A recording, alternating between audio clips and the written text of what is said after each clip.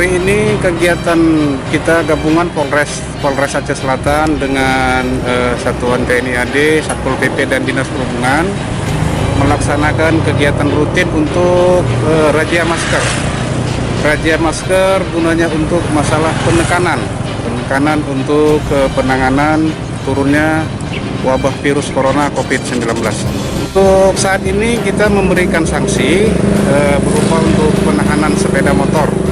Tetapi ketika masyarakat dapat mengambil maskernya kembali, kita melepaskan masyarakat dengan menyampaikan suatu himbauan untuk setiap saat masker tetap dipergunakan.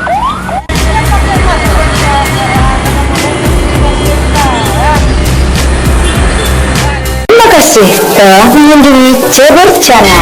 Jangan lupa komen,